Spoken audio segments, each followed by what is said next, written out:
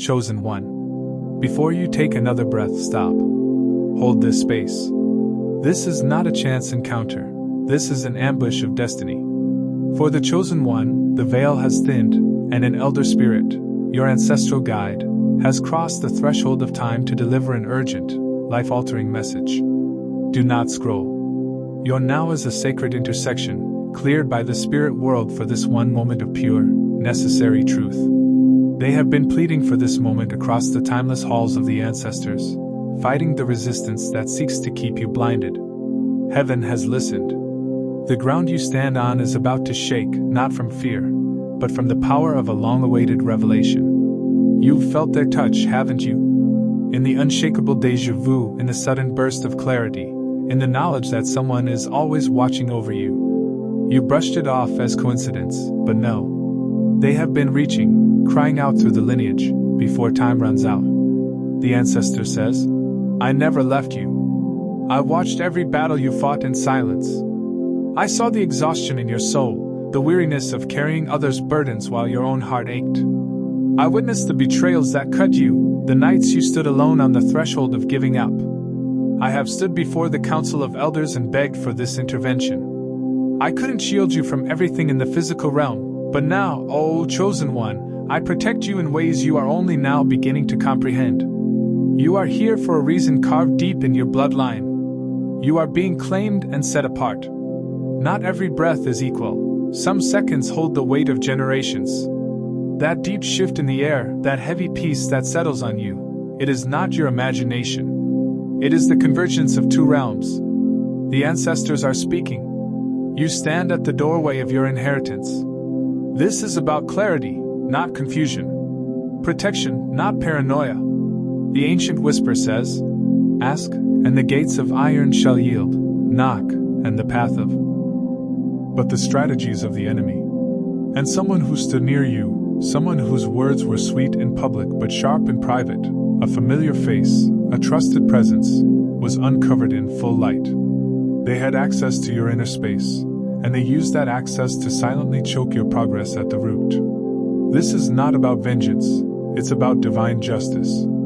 But it was what happened next in that eternal courtroom that truly caused the archangels to reel in awe. In the wake of the exposure, after the verdict of release had been spoken, the Ancient of Days rose from his throne. This is not a gesture heaven takes lightly. When he stands, it signals divine intervention and personal involvement.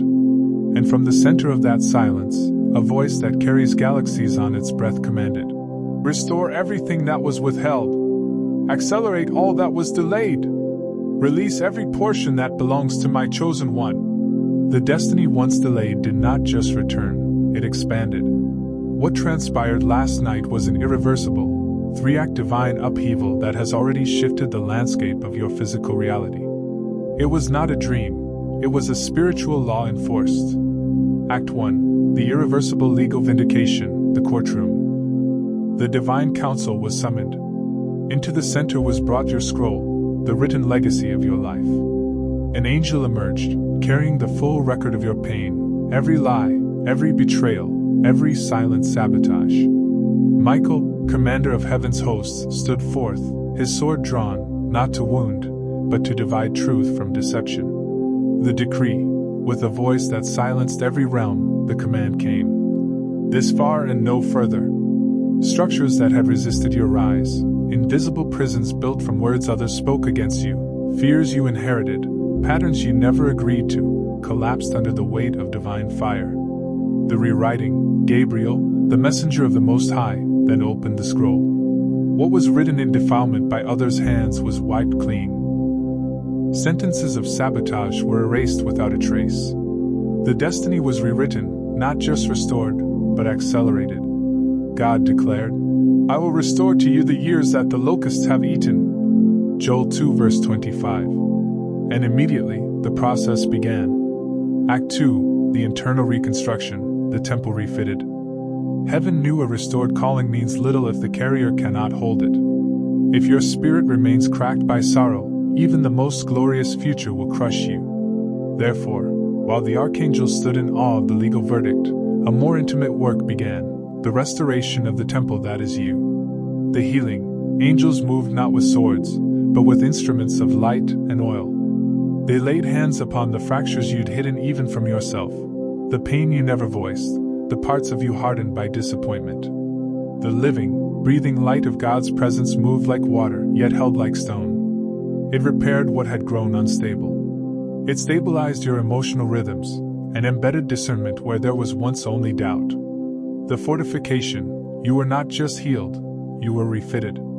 Heaven replaced exhaustion with resilience, and embedded discernment where there was once only doubt. Your inner structure was rebuilt because some callings are too weighty for fractured souls, and God ensured that your vessel would not break beneath the magnitude of the coming blessing. You awoke this morning fortified, reinforced, and purified. Act 3, the final transfer, the name ascends. The climax of the night was the final, indelible act of transfer. When the court erupted in victory, something occurred that has happened only a handful of times in eternity. Your name rose. The standing, your name ascended from the scroll like a banner in battle, upheld by the breath of the Almighty. Every angel ceased movement. Then, the Lord stood from his throne for you. The moment those words of restoration were spoken, the heavens ignited. What you thought would take years was authorized. In moments. The scroll sealed. Something truly astonishing happened next. Your scroll was placed, spiritually and irrevocably, into your hands. A being of light delivered your destiny, rewritten in golden ink, its pages blazing with the seal of the Most High. This seal was not wax or ribbon, but living light. No force, no power, no voice could undo what had been done. Your spirit, though resting, received it. The shock of the archangels was rooted in the sheer intensity of the Father's personal intervention. They expected a decree, a legal document. They did not expect the King of Glory to rise for a single human soul. The Lord standing, Act 3, is the spiritual equivalent of a corporate takeover. It signifies a complete, non-negotiable transfer of legal authority and ownership. The moment he stood, every invisible ceiling that had been placed over your life shattered. The enemy's legal claims, based on past mistakes, inherited curses, or human betrayal, were rendered null and void by the presence of the true owner. The law of the kingdom superseded all other laws. Let's delve deeper into the irreversible legal vindication, Act 1. The trial was not to determine your guilt, you were the victim. The trial was to confirm the guilt of the system that was holding you back. The invisible prisons that collapsed were often mental and generational strongholds. The thief's greatest weapon was not their action, but the residue of doubt and shame they left in your mind. The rewriting of the scroll was the divine counteraction. It replaced the script of scarcity with the script of surplus. This surplus manifests as divine multiplication. The Father did not simply give back what was lost. He gave what should have been had no opposition ever existed. If you were destined for X but the thief stole Y, you are not receiving X plus Y. You are receiving X / times Y plus Z, where Z is the character and wisdom gained in the delay. This is why it feels like the impossible is now moving swiftly. Years were poured back, not counted, but compounded. The internal reconstruction, Act 2, is the most intimate part of the story. The angels acted as divine surgeons. They touched the unvoiced wounds, the subtle cracks you concealed with your smile. The light they used carried intelligence. It didn't just heal. It repaired the spiritual DNA that was twisted by disappointment and delay. The goal was to eliminate the loop of almost but not quite that haunted your progress. You are now fortified to hold the double portion, Isaiah 61 verse 7. You will no longer falter beneath the magnitude of the blessing because the vessel is stronger than the burden. Now, the final truth the angels are desperate for you to understand. The archangels are shocked because you are still walking in the memory of yesterday. They saw the total annihilation of the enemy's power, yet they see you rise this morning, carrying the weight of the old story.